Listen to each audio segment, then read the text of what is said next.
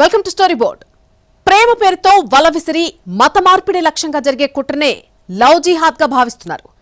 గతంలో ఉత్తరాదికి పరిమితమైన లవ్ జిహాద్ ఇప్పుడు దక్షిణాదికి విస్తరించిందనే వాదన వినిపిస్తోంది. కాకినాడ సౌజన్య కేసులో లవ్ జిహాద్ కోణం బయటపడడం కలకలం రేపుతోంది. దీంతో తెలుగు రాష్ట్రాల్లోనూ లవ్ జిహాద్ బలపడుతోందన్న వాదనకు బలం చేకూరుతోంది. కాకినాడలో ఏఈ నూకరాజు కుటుంబం ఆత్మహత్య చేసుకున్నప్పుడు అదొక విషాదం. కానీ సౌజన్య సూసైడ్ లెటర్ దొరికిన తర్వాత ఆ విషాదం కాస్త కుట్ర వేధింపుల కేసుగా మలుపు తిరిగింది. ఇప్పుడు ఏకంగా సౌజన్య లేఖలో రాసిన కొన్ని వివరాలు చూస్తే అసలు విషయం లవ్ జిహాద్ అయ్యుంటుందా అనే అనుమానం బలపడుతోంది. లవ్ జిహాద్ ను ప్రధానంగా హిందూ లేదా ఇతర ముస్లిమేతర వర్గాలకు చెందిన యువతులను ప్రేమ పేరుతో ముస్లిం యువకులు మతం మార్పిడి చేయడాన్ని సూచించడానికి ఉపయోగిస్తారు. ఇది ఒక వ్యవస్థీకృత కుట్ర అని కొందరు వాదిస్తూ ఉండగా, ఇది వ్యక్తిగత స్వేచ్ఛకు సంబంధించిన విషయమని మరికొందరు కొట్టిపారేస్తున్నారు. హిందూ జనాభాను తగ్గించడానికి, ముస్లిం జనాభాను పెంచడానికి ఇది ఒక ప్రణాళికాబద్ధమైన చర్య అని కొన్ని వర్గాలు వాదిస్తాయి. దీని వెనుక విదేశీ నిధులు, ఉగ్రవాద సంస్థల హస్తం ఉండొచ్చన్న అనుమానాలు కూడా ఉన్నాయి. ఈ నేపథ్యంలోనే వచ్చిన ది కేరళ స్టోరీ సినిమాతో లవ్ జిహాద్ చర్చ కాస్త రచ్చగా మారింది. కేరళ నుండి కొంతమంది యువతులు మతం మారి తమ భర్తలతో కలిసి ఆఫ్ఘనిస్తాన్ వంటి దేశాలకు వెళ్లి ఐఎస్ఐఎస్ ఉగ్రవాద సంస్థల్లో చేరడం ఈ వివాదానికి కొత్త కోణాన్నిచ్చింది. ఇది కేవలం మత మార్పిడి మాత్రమే కాదని, దీని వెనుక ఉగ్రవాద కుట్ర ఉందనే అనుమానాలను బలపరిచింది. ది కేరళ స్టోరీ అనే సినిమా కూడా ఈ అంశం చుట్టూనే నిర్మించారు. దీనికి సీక్వెల్ గా ద కేరళ స్టోరీ పార్ట్ 2 కూడా వచ్చింది. దీనిపైన చాలా రాద్ధాంతం జరిగింది. అంతకుముందే ఉత్తరాది రాష్ట్రాల్లో అడపదడప లవ్ జిహాద్ కేసులు నమోదయ్యాయి. కొన్ని రుజువయ్యాయి, మరికొన్ని కేవలం అపోహలుగా మిగిలిపోయాయి. లవ్ జిహాద్ లో యువతులకు ఇష్టాన్ని కష్టంగా తెప్పించి మరీ పెళ్లి ఉచ్చులోకి లాగుతున్నారని, మత మార్పిడే ధ్యేయంగా ఇదంతా జరుగుతోందని కొందరు గట్టిగానే వాదిస్తున్నారు. మత వ్యాప్తే ప్రధాన లక్ష్యంగా ఈ ప్రేమ పెళ్లిళ్లు జరుగుతున్నాయి అన్నది ప్రధాన ఆరోపణ. లవ్ జిహాద్ కార్యకలాపాలు అంతర్జాతీయ స్థాయిలో జరుగుతున్నాయి అనేందుకు కూడా గతంలో కొన్ని ఆధారాలు వెల్లడయ్యాయి. లవ్ జిహాద్ వ్యవహారాన్ని అంతర్జాతీయంగా ముస్లిం యూత్ ఫోరం సమన్వయపరుస్తోందనే ఆరోపణలు ఉన్నాయి. ఇలా లవ్ జిహాద్ కు మన దేశంలోనూ చాలా చరిత్ర ఉందంటాయి కొన్ని వర్గాలు. ఇప్పటికే యూపీ, ఉత్తరాఖండ్ లాంటి రాష్ట్రాల్లో లవ్ జిహాద్ కు వ్యతిరేకంగా చట్టాలు కూడా చేశారు. అయితే లవ్ జిహాద్ క్రమంగా ఉత్తరాది నుంచి దక్షిణాదికి విస్తరిస్తోందనే అనుమానాల్ని బలపరిచేలా ఇప్పుడు కాకినాడ సౌజన్య కేసులో సంచలన విషయాలు వెలుగు చూశాయి. అప్పటి నుంచి మమ్మీని చాలా కొత్తగా మరీ స్టార్ట్ చేశారు. అప్పటి నుంచి నాకు చాలా భయం వేసింది. అదేమన్నాదో, నువ్వు ఎవరికైనా చెప్పినా టెర్రరిస్ట్కి ఇచ్చేస్తాను, అందరినీ నువ్వు ఇంకెవరికి చెప్పొద్దు అని అన్నాడు. నాకు చాలా ఇప్పుడు కూడా నాకు చాలా బాధగా ఉంది.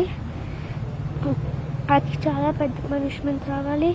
మొన్నటి వరకు ఆత్మహత్య, తర్వాత వేధింపుల ఆరోపణలు మాత్రమే ఉన్న కేసు కాస్త ఇప్పుడు సౌజన్య తనను ఇస్లాంలోకి మారాలని సాదిక్ బలవంతం చేశాడన్న లేఖతో లవ్ జిహాద్ కోణం వెలుగు చూసింది. చివరకు కేసు వివరాలు చెప్పిన ఎస్పీ కూడా ఈ కోణం పైన విచారణ చేస్తున్నామని చెప్పారు. ఎవరు పోస్ట్ చేశారండి? అందులో ఏమనుంది? నేను చెప్పిన ఫ్యాక్ట్సే ఉండుంటాయి. నేను అవే చెప్పాను కదండి. కన్వర్ట్ అవ్వమని అడిగారు, ఇదొకటి ఉంది. అట్లనే భర్తని చంపారు, అదొకటి ఉంది. ఇది కాకుండా ఇంకా బెదిరింపులు ఉన్నాయి. ఇవన్నీ ఇంక్లూడ్ చేశాం ఎఫ్ఐఆర్లో ఆల్రెడీ. వాటిలో ఏమేమి ప్రూవ్ అయితే ఇన్వెస్టిగేషన్లో వాటన్నిటి మీద ఛార్జ్షీట్ చేయడం జరుగుతుంది. తెలుగు రాష్ట్రాల విషయానికొస్తే ఇప్పటి వరకు లవ్ జిహాద్ సంఘటనలు పెద్దగా నమోదు కాలేదు. అయితే హైదరాబాద్, పాతబస్తీతో పాటు తెలంగాణ జిల్లాల్లోని పలు చోట్ల పరమతస్థులైన యువతుల్ని లక్ష్యంగా చేసుకుని ప్రేమ వివాహాలకు ప్రేరేపిస్తున్నారనే ఆరోపణలొస్తున్నాయి. హిందూ వాహిని, ధర్మరక్ష సమితి వంటి సంస్థలు దీనిపై ఫిర్యాదులు చేస్తున్నాయి. మత మార్పిడే లక్ష్యంగా చేసుకుని ప్రేమలోకి దించి పెళ్లి ఉచ్చులో బిగించే చర్యలు ఎక్కడ జరిగినా ఏమాత్రం ఆమోదయోగ్యం కాదన్నదే ఎక్కువ మంది అభిప్రాయం. ఇలాంటి తరుణంలో కాకినాడ సౌజన్య లేఖలో లవ్ జిహాద్ కోణం వెలుగు చూడడంతో ఇప్పుడు మొత్తంగా కేసు కొత్త మలుపు తిరిగింది. మతమే సున్నితమైన అంశం. ఇందులో లవ్ జిహాద్ వంటి పోకడలు, విద్వేషాలకు దారితీసే ప్రమాదం లేకపోలేదు. అగ్నికి ఆజ్యం పోసినట్లు కొందరు నేతలు అప్పుడే సున్నితమైన ఈ అంశాన్ని తమ వ్యాఖ్యలతో మరింత వివాదాస్పదం చేస్తున్నారు. ఆయుధం పట్టకుండా, రక్తం చిందించకుండా మతం ముసుగులో కొందరు సాగిస్తున్న సరికొత్త ఉగ్రవాదం ఇది. దీనికి వ్యతిరేకంగా విశ్వ హిందూ పరిషత్, శ్రీరామ్ సేన, Christian association for social action, Catholic bishops council పనిచేస్తున్నాయి. ఆదిలోనే అడ్డుకోకపోతే లవ్ జిహాద్ పేట్రేగిపోతుందనే అనుమానం చాలా మందిలో ఉంది. ఇప్పటికే దేశంలో చాప కింద నీరులా విస్తరిస్తున్న లవ్ జిహాద్కు అడ్డుకట్ట వేయకపోతే మరింత ప్రమాదం తప్పదనే ఆందోళన వ్యక్తమవుతోంది. అదే సమయంలో లవ్ జిహాద్ పేరుతో ప్రతి కేసును భూతద్దంలో పెట్టి చూడకూడదని, అలాగే ఆరోపణలు రాగానే లవ్ జిహాద్ అని ఫిక్స్ అయిపోకుండా సరైన విచారణ తర్వాతే నిర్ధారించుకోవాలనే అభిప్రాయాలు లేకపోలేదు. ఈ యొక్క కుటుంబం కాకుండా ఈ సాదిక్ నేతృత్వంలో ఉన్నటువంటి ముఠా 10 మంది ముఠా కాకినాడ పరిసర ప్రాంతాల్లో ఉన్నటువంటి ఒక 15 కుటుంబాలని ఇదే విధంగా వేధించి ఈ యొక్క హిందూ మతానికి చెందినటువంటి మహిళలందరినీ కూడా వాళ్ళ ఆస్తులు, ఆ కుటుంబంలో ఉన్నటువంటి ఆస్తులను లాక్కోవడం, వాళ్ళని మత మార్పిడికి కోసం ప్రయత్నించడం, ఇదంతా కూడా సమాచారం మనకు అందుతా ఉంది. మామూలుగానే మతం సున్నితమైన అంశం. దీనికి తోడు ప్రేమ, పెళ్లి అనేవి వ్యక్తిగతం. ప్రతి అంశంలోనూ ఖచ్చితంగా లక్ష్మణ రేఖలుంటాయి. ఇక్కడ పోలీసులైనా కోర్టులైనా బలమైన క్లూలు లేకుండా ఓ పరిధి దాటి విచారణ చేయడం కాస్త కష్టమవుతుంది. కొన్నిసార్లు క్లూ దొరికినా ఆధారాలు లేకపోతే కేసులు ఏవి తేలకుండా పోవచ్చు. ఉత్తరాదిన కొన్ని లవ్ జిహాద్ కేసులు అలాగే మూతపడ్డాయని కూడా నిపుణులు చెప్తున్నారు. అంత మాత్రాన ప్రతి కేసు అలాగే ఉండాలని లేదు. సోషల్ మీడియాలో ఎవరికి ఇష్టం వచ్చినట్టు వారు వేరే మతాల మీద ఒక మతాన్ని టార్గెట్ చేసి చెప్పడం చాలా దారుణమైన విషయం. అలాంటి సంఘటనలు జరగకూడదు. ఎవరు కూడా ఏ మతం వారైనా వేరే మతాల మీద అది ఒక వ్యక్తిగత విషయమైనటువంటి సంఘటనలుగానే మనం పరిగణించాలి. ఆ వ్యక్తిగతంగా జరిగినటువంటి సంఘటనల్ని పురస్కరించుకుని యావత్ మతానికి, ఒక సమాజానికి అంటగట్టి వారందరూ ఇలాంటి వారే అన్నట్టుగా మాట్లాడుతూ సోషల్ మీడియాలో జరుగుతున్నటువంటి ప్రచారాలు చాలా దురదృష్టకరం. ప్రస్తుతం కాకినాడ సౌజన్య కేసులో ఎలాగూ సమగ్ర దర్యాప్తు జరుగుతోంది. అన్ని కోణాల్లోనూ విచారిస్తారు కాబట్టి లవ్ జిహాద్ కోణం రుజువైతే ఎటూ శిక్ష పడుతుంది. కాకపోతే ఈ కేసును కేస్ స్టడీగా తీసుకుని తెలుగు రాష్ట్రాల్లోనూ లవ్ జిహాద్ పై కన్నేసుంచాల్సిన అవసరం మాత్రం ఖచ్చితంగా కనిపిస్తోంది. లవ్ జిహాద్ వ్యక్తిగత స్థాయికి పరిమితమైతే అది వేరే విషయం. కానీ కొన్నాళ్ల క్రితం కార్పొరేట్ కంపెనీలో కూడా లవ్ జిహాద్ బయటపడ్డం దేశం మొత్తాన్ని ఉలిక్కిపడేలా చేసింది. కీలకమైన ఐటీ ఇండస్ట్రీలో కూడా లవ్ జిహాద్ చాప కింద నీరులా జరుగుతుందనే అనుమానం ఐటీ పరిశ్రమను ఉక్కిరిబిక్కిరి చేసింది. నాసిక్ టీసీఎస్ కేసు లవ్ జిహాద్లో వ్యవస్థీకృత కోణాన్ని పరిచయం చేసింది. నాసిక్ టాటా కన్సల్టెన్సీ సర్వీసెస్ లో జరిగిన కార్పొరేట్ లవ్ జిహాద్ కేసు దేశవ్యాప్తంగా సంచలనం రేపింది. లైంగిక వేధింపులు, మత మార్పిడికి పాల్పడ్డారన్న ఆరోపణలపై కొంతమంది ఉద్యోగులను పోలీసులు అరెస్ట్ చేశారు. సంస్థలో కీలక స్థాయిలో పనిచేస్తున్న హెచ్ఆర్ మేనేజర్ సహా 7గురిని అదుపులోకి తీసుకున్నారు. పోలీసులు అండర్ కవర్ ఆపరేషన్ నిర్వహించగా భయంకరమైన నిజాలు బయటపడ్డాయి. ఈ మొత్తం వ్యవహారం ఫిబ్రవరి నెలలో ఒక రాజకీయ పార్టీ కార్యకర్త ఇచ్చిన ఫిర్యాదుతో మొదలైంది. టీసీఎస్లో పనిచేస్తున్న ఒక హిందూ యువతి రంజాన్ ఉపవాసాలు పాటిస్తోందని, ఆమె ప్రవర్తనలో మార్పులొచ్చాయని పోలీసులకు ఫిర్యాదు అందింది. ఈ సమాచారంతో పోలీసులు రంగంలోకి దిగారు. తొలుత నాసిక్ పోలీసులు గోప్యంగా ఓ ఆపరేషన్ను చేపట్టారు. ఇందులో భాగంగా 4 పోలీసులు హౌస్ కీపింగ్ సిబ్బంది వేషధారణలో ఆఫీసులోకి వెళ్లారు. అక్కడ జరుగుతున్న పరిణామాలను 2 వారాల పాటు నిశితంగా గమనించారు. ఈ విచారణలో షాకింగ్ విషయాలు బయటపడ్డాయి. అక్కడ పనిచేస్తున్న కొందరు టీం లీడర్లు, సీనియర్ ఉద్యోగులు మహిళా ఉద్యోగులను లైంగికంగా వేధించడం గమనించారు. అంతేకాదు వారిని మత మార్పిడికి ప్రేరేపిస్తున్నట్లు తేటతెల్లమైంది. ఈ లవ్ జిహాదీ ముఠా ముఖ్యంగా 18 నుంచి 25 ఏళ్ల మధ్యతరగతి యువతుల్ని టార్గెట్ చేస్తున్నట్లు తేలింది. బాధితుల శాలరీలు సైతం 18 నుంచి 25 వేల మధ్య ఉన్నాయి. పోలీసుల దర్యాప్తులో మరిన్ని సంచలన విషయాలు వెలుగులోకొచ్చాయి. మలేషియాకు చెందిన ఇర్మాన్ అనే మత ప్రచారకుడి పేరు బయటకొచ్చింది. ఇర్మాన్ వీడియో కాల్స్ ద్వారా బాధితులతో పరిచయం పెంచుకున్నాడు. వాట్సాప్ చాట్స్ ద్వారా ఇందుకు సంబంధించిన ఆధారాలు లభించాయి. ఈ కేసులో ప్రధాన నిందితుడు డానిష్ షేక్ తనకు ఇంతకు ముందే వివాహం జరిగింది, తనకు పెళ్లైందనే విషయాన్ని దాచిపెట్టి ఒక యువతిని ప్రేమ పేరుతో లోబర్చుకున్నాడు. ఆపై ఆమెను ఇస్లాం వైపు మళ్లించినట్లు పోలీసులు గుర్తించారు. ఆ యువతిని రంజాన్ ఉపవాసాలుండేలా, నమాజ్ చేసేలా ఒత్తిడి తెచ్చారని ప్రాథమిక విచారణలో వెల్లడైంది. అంతేకాదు నిందితుడి భార్య స్వయంగా బాధితురాలికి ఫోన్ చేసి డానిష్కు 2 పిల్లలు ఉన్నారని చెప్పడంతో ఈ బంధం బయటపడింది. దీనిపై నమోదైన మొదటి ఎఫ్ఐఆర్ తర్వాత ఒక్కొక్కరిగా మహిళా ఉద్యోగినులు ధైర్యం చేసి ముందుకొచ్చారు. తమపై జరుగుతున్న వేధింపుల గురించి పోలీసులకు ఫిర్యాదు చేశారు. ఇప్పటివరకు లైంగిక వేధింపులు, మత మార్పిడి ప్రయత్నాలు, మతపరమైన మనోభావాలను దెబ్బతీసినందుకు సంబంధించి మొత్తం 9 ఎఫ్ఐఆర్లు నమోదయ్యాయి. ఆసిఫ్ అన్సారీ, షఫీ షేక్, షారుఖ్ ఖురేషీ, రజా మేమన్, తౌసీహ్ అతార్, అశ్విన్ చైనాని సహా మొత్తం 7 నిందితులను పోలీసులు అరెస్ట్ చేశారు. ఈ దారుణాలపై Tata Sons chairman N Chandrasekaran తీవ్ర దిగ్భ్రాంతి వ్యక్తం చేశారు. ఇది అత్యంత బాధాకరమైన విషయమని వ్యాఖ్యానించారు. సంస్థలో ఇలాంటి వేధింపులకు ఏమాత్రం తావులేదని, బాధ్యులపై కఠిన చర్యలు తీసుకుంటామని టీసీఎస్ స్పష్టం చేసింది. ఇప్పటికే నిందితులను సస్పెండ్ చేయడంతో పాటు సంస్థ అంతర్గత విచారణ కోసం సీఓఓ ఆర్తి సుబ్రహ్మణ్యన్ నేతృత్వంలో ఒక బృందాన్ని ఏర్పాటు చేశారు. నాసిక్ బ్రాంచ్ కు సంబంధించి మొత్తం 9 కంప్లైంట్స్ రాగా ఇప్పటివరకు పోలీసులు 7గురిని అరెస్ట్ చేశారు. వీరిలో ఒక మహిళ కూడా ఉంది. మొత్తం 8 మంది మహిళా ఉద్యోగులు ఇచ్చిన ఫిర్యాదుల మేరకు స్పెషల్ ఇన్వెస్టిగేషన్ టీంను కూడా ఏర్పాటు చేశారు. 2022 ఫిబ్రవరి 2026 మార్చి మధ్య వేధింపులు జరిగినట్లు బాధితులు ఆరోపించారు. ఇక హెచ్ఆర్ విభాగానికి ఫిర్యాదులు చేసినా పట్టించుకోలేదని కూడా ఆరోపిస్తున్నారు. టీసీఎస్ కేసు బయటపడేదాకా లవ్ జిహాద్ను ఓ స్థాయిలోనే చూసిన వ్యవస్థల్లో ఇందులో కార్పొరేట్ కోణం, వ్యవస్థీకృత కోణం కూడా ఉందని తెలిసి లవ్ జిహాద్ అనుకున్న దానికంటే పెద్ద స్థాయిలోనే జరుగుతుందేమోనని అనుమానాలు మొదలయ్యాయి. ఓ దశలో మొత్తంగా ఐటీ కంపెనీలో లవ్ జిహాద్ గురించిన విచారణ, సమగ్ర తనిఖీలు జరగాలని డిమాండ్ వచ్చినా తర్వాత వ్యవహారం సద్దుమడిగింది. కానీ ఇప్పుడు కాకినాడ సౌజన్య కేసుతో మరోసారి లవ్ జిహాద్ కోణం బట్టబయలైంది. ఇదే అదునుగా లవ్ జిహాద్ పై భిన్న వాదనలు మళ్లీ తెరపైకొచ్చాయి. లవ్ జిహాద్ ను సీరియస్ గా తీసుకోకపోవడం వల్లే పరిస్థితి ఇక్కడ దాకా వచ్చిందని కొన్ని వర్గాలు ఆరోపిస్తూ ఉంటే, ఎద్దు ఈనిందంటే దూడను కట్టేయమన్నట్టుగా వ్యవహరిస్తున్నారని మరికొందరు వాదిస్తున్నారు. ప్రేమ గుడ్డిది, దానికి అందం, చందం, ఆస్తి, అంతస్తు, ఆఖరికి వయసు కూడా పట్టదని అంటారు. అంతేకాదు ప్రేమకు కులం, మతం, ప్రాంతం, దేశాలతో సంబంధం లేదంటారు. ఇదే ఇప్పుడు మతవాదుల పాలిట ఆయుధంగా మారింది అనేది లవ్ జిహాద్ ను వ్యతిరేకించే వారి వాదన. లవ్ జిహాద్ పేరిట కొత్త విధ్వంసం మొదలైందని ఒక వర్గం నిందిస్తూ ఉంటే, అసలది కల్పితమని మరో వర్గం వాదిస్తోంది. ప్రేమ ఒక మతమన్న మాట ఇదివరకట్లో. ఇప్పుడు ఆ ప్రేమనే ఆయుధంగా మార్చి మత వ్యాప్తి చేస్తున్నారన్నది ప్రధాన ఆరోపణ. అలాంటిదేం లేదు. ప్రేమతో మతం లేదు, మార్పిడి లేదు. ఇది కేవలం హిందుత్వవాదుల కల్పన అంటున్నారు ఇంకొందరు.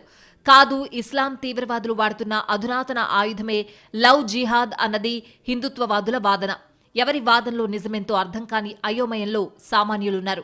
సున్నితమైన విషయాల్లో ఇదెక్కడి కొత్త గొడవ అంటూ బెంబేలెత్తుతున్నారు.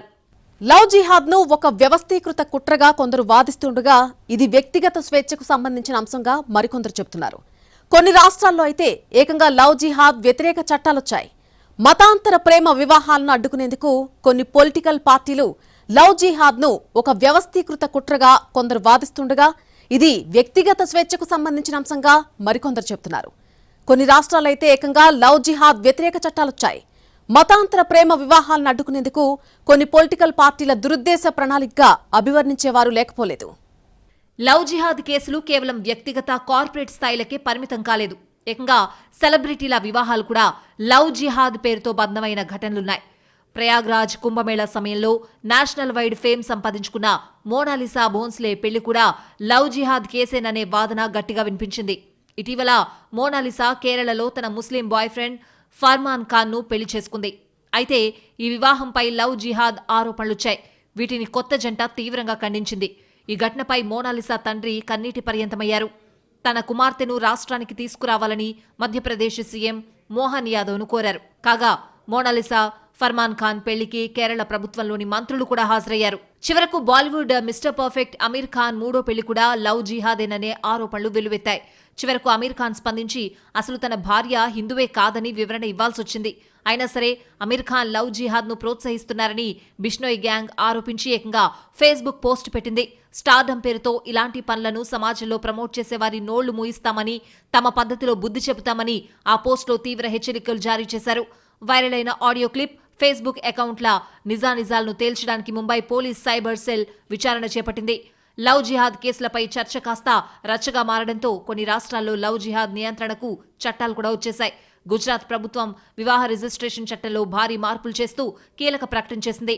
లవ్ జిహాద్ పేరుతో జరుగుతున్న మోసాలను అరికట్టడానికి, సామాజిక వ్యవస్థను కాపాడడానికి వివాహ రిజిస్ట్రేషన్ ప్రక్రియలో తల్లిదండ్రుల ప్రమేయాన్ని ప్రభుత్వం తప్పనిసరి చేసింది. బలవంతపు మత మార్పిళ్లను అడ్డుకోవడమే లక్ష్యంగా ఫ్రీడమ్ ఆఫ్ రిలీజియన్ యాక్ట్ 2020ని మధ్యప్రదేశ్ ప్రభుత్వం తెరపైకి తీసుకొచ్చింది.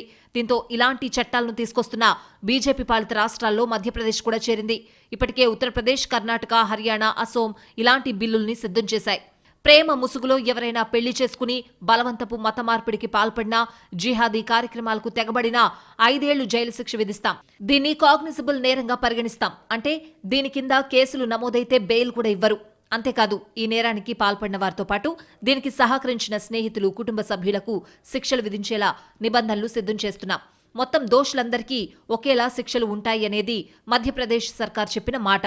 బలవంతపు మత మార్పిడికి విధించే జరిమానాను 10 రెట్లకు పెంచుతూ 2013లో మధ్యప్రదేశ్ ప్రభుత్వం మత మార్పిడి చట్టానికి సవరణ చేసింది. మరోవైపు జైలు శిక్షను కూడా 1 నుంచి 4 ఏళ్లకు పెంచింది. అంతేకాదు మత మార్పిడికి ఇక్కడ జిల్లా మెజిస్ట్రేట్ అనుమతి తప్పనిసరి చేస్తూ నిబంధన కూడా తీసుకొచ్చింది. ఈ చట్టంపై అప్పట్లో రాష్ట్రంలోని క్రైస్తవ సంఘాలు ఆందోళన వ్యక్తం చేశాయి. దేశంలో వివాహాల నమోదుకు ప్రత్యేక వివాహ చట్టాలున్నాయి. అయితే వీటి కింద ఒకే మతానికి చెందిన దంపతుల వివాహాలను నమోదు చేస్తారు. ఒకవేళ వేరే మతాలకు చెందిన వ్యక్తుల్ని పెళ్లి చేసుకోవాలంటే ఇద్దరిలో ఒకరు రెండో వారి మతానికి మారాల్సి వచ్చేది. ఈ సమస్యకు పరిష్కారం చూపడమే లక్ష్యంగా స్పెషల్ మ్యారేజ్ యాక్ట్ 1951ను కేంద్రం తీసుకొచ్చింది. దీని కింద వేరే మతంలోకి మారకుండానే చట్టపరంగా పెళ్లి చేసుకోవచ్చు. రాజ్యాంగంలో పొందుపరిచిన నిబంధనల ప్రకారం ఎవరైనా తమకు నచ్చిన మతాన్ని ఎంచుకోవచ్చు, తమకు నచ్చిన వ్యక్తిని పెళ్లి చేసుకోవచ్చు. లవ్ జిహాద్ నిజమేనా? ఇలాంటిదొకటుందా? మత మార్పిడికి ప్రేమను ఆయుధంగా వాడుతున్నారా? ప్రేమతో మత విద్వేషాలను రెచ్చగొడుతున్నారా? లేక మతోన్మాదులు యాదృచ్ఛికంగా జరుగుతున్న ప్రేమ వివాహాల్ని భూతద్దంలో చూసి ఇలాంటి రెచ్చగొట్టే పేర్లు పెడుతున్నారా? అయినా మతాంతర వివాహాలు ఇప్పటివా?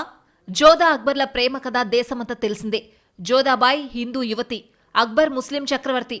వీరిద్దరి ప్రేమ పెళ్లిని ఆదరించి ఆహ్వానించింది ఆనాడు దేశం. చరిత్రని తిరిగేసి చెప్పినా, కళ్ల ముందు కనిపించే ఉదాహరణలు చూపినా లవ్ జిహాద్ మీద గట్టి ఆరోపణలే చేస్తున్నారు కొందరు.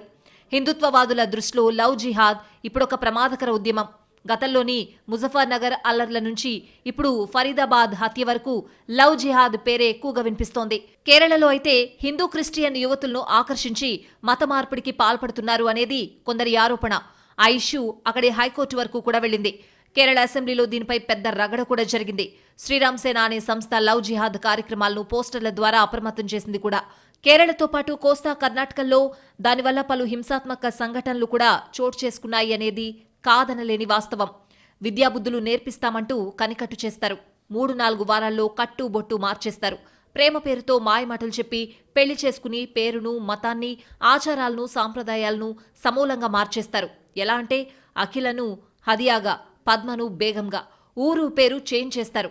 మరో మతంలోకి మారడానికి రాజ్యాంగం పూర్తి స్వేచ్ఛనిచ్చింది. కానీ కుట్రలు, ప్రలోభాలు, తాయిలాలు, బలవంతంతో మతాలను మార్చడం దారుణం. లవ్ జిహాద్ పేరుతో కేరళలో అదే జరిగింది. కేరళలో లవ్ జిహాద్ వివాదం దేశవ్యాప్తంగా చర్చకు దారితీసిన అత్యంత సున్నితమైన, వివాదాస్పదమైన అంశం. ఈ కాంట్రవర్సీ కేరళలోనే పుట్టి అక్కడి నుంచే ఇతర రాష్ట్రాలకు వ్యాపించింది. లవ్ జిహాద్ అనే పదం 2009లో కేరళలో మొదటిసారిగా వెలుగులోకి వచ్చింది. కేరళ హైకోర్టులో దాఖలైన కొన్ని పిటిషన్ల ద్వారా హిందూ, క్రైస్తవ యువతులను లక్ష్యంగా చేసుకుని ముస్లిం యువకులు ప్రేమ పేరిట మత మార్పిడి చేస్తున్నారనే ఆరోపణలు వెల్లువెత్తాయి. కేరళలోని కేథలిక్ చర్చిలు కూడా తమ సామాజిక వర్గానికి చెందిన యువతులు ఈ వలలో పడుతున్నారని ఆందోళన వ్యక్తం చేయడంతో ఈ వివాదం మరింత బలపడింది. వ్యక్తిగత స్వేచ్ఛకు, మత మార్పిడి ఆరోపణలకు మధ్య జరిగిన ఈ పోరాటం సుప్రీంకోర్టు వరకు వెళ్లింది. మొత్తంగా గతంలో లవ్ జిహాద్ వివాదం కేరళ సమాజంలో చీలికం తెచ్చింది. హిందూ, క్రైస్తవ, ముస్లిం వర్గాల మధ్య పరస్పర అపనమ్మకం కలిగించాయి. బీజేపీ వంటి పార్టీలు దీనిని తీవ్రమైన సామాజిక ముప్పుగా పరిగణించగా, లెఫ్ట్, కాంగ్రెస్ పార్టీలు దీనిని మత విద్వేషాలను రెచ్చగొట్టే ప్రయత్నంగా అభివర్ణించాయి. కేరళలో లవ్ జిహాద్ అనేది ఒకవైపు వ్యక్తిగత స్వేచ్ఛకు, మరోవైపు మతపరమైన భద్రతకు మధ్య జరుగుతున్న పోరాటంగా మారింది. ఆ తర్వాత నాసిక్ టీసీఎస్ ఘటన మరోసారి లవ్ జిహాద్ పై చర్చను రేకెత్తించింది. ఇప్పుడు కాకినాడ సౌజన్య కేసులో లవ్ జిహాద్ కోణం ఉందనే వార్తలతో 2 తెలుగు రాష్ట్రాలు ఉలిక్కిపడుతున్నాయి.